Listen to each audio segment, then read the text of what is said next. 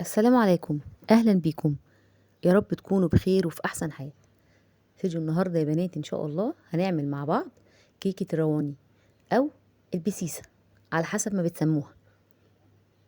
شايفين بسم الله ما شاء الله جميلة ازاي يا بنات؟ حاجة كده جميلة جدا، هشة وطرية وريحة وطعم. هتجربي وتقولي لي في التعليقات ايه رأيك. شايفين لونها عامل ازاي؟ ما شاء الله، واخدة لون حلو قوي من فوق ومن تحت. اهم حاجة وقت التسوية ما بتتحطش على الصاجة من تحت في الفرن، هي بتتحط في الشبكة في وسط الفرن في النص بالظبط. الحرارة بتكون وسط عشان تطلع معاكي بالنتيجة الجميلة دي. ان شاء الله هتجربوها وهتعجبكم بإذن الله. انا هنا الكمية عملت منها صينيتين، عندك صينية كبيرة هتشيل الكمية كلها يبقى تمام. شايفين بسم الله ما شاء الله يا بنات؟ مش مفرولة، متماسكة. وكمان وانتي بتاكليها بالشوكة مش مفرولة. ده سر المقادير المظبوطة يا بنات. جميلة جدا ولا ريحتها وطعمها حاجة كده هنسمي بالله ونصلي على رسول. اللهم صل وسلم وبارك عليك يا رسول الله. معانا هنا في المقادير 3 أكواب دقيق ذرة أصفر أو دقيق ذرة أبيض مش هيفرق. ومعانا كمان 3 أكواب دقيق أبيض متعدد الأغراض.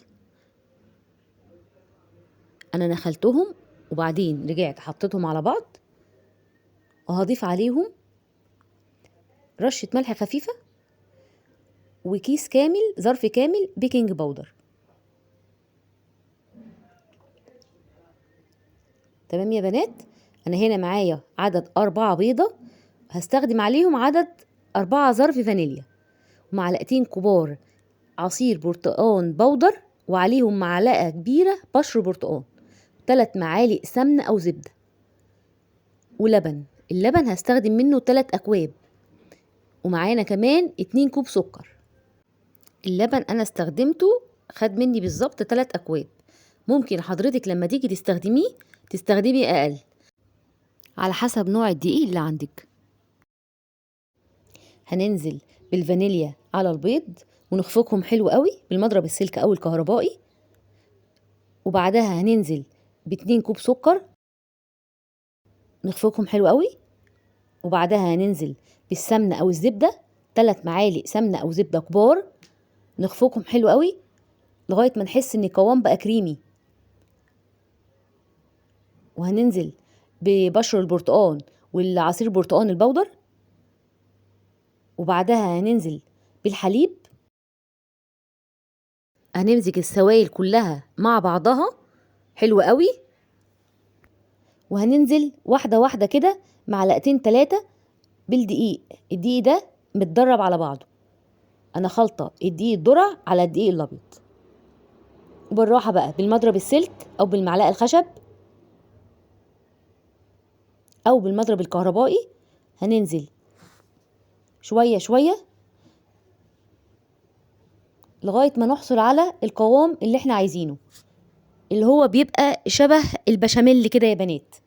شايفين يا بنات؟ انا هنا بوريك اهو. ما تفتحيش عليه باب الفرن كل شوية علشان الكيكة ما تهبطش. وندخل الصينية الفرن في النص على الشبكة على درجة حرارة وسط لمدة تلت ساعة، واختبريها بخلة شيش طاووق أو سكينة صغيرة. لو طلعت السكينة نظيفة يبقى هي كده تمام استوت. وبألف هنا وشفا، وخدي أحلى قطعة كيك من إيديك الحلوين. أتمنى الفيديو يكون نال إعجابكم. لو عجبكم الفيديو اشتركوا في القناة، فعلوا زر الجرس على الكل علشان يوصل لكم كل جديد. ما تنسوش اللايك. في حفظ الله. السلام عليكم.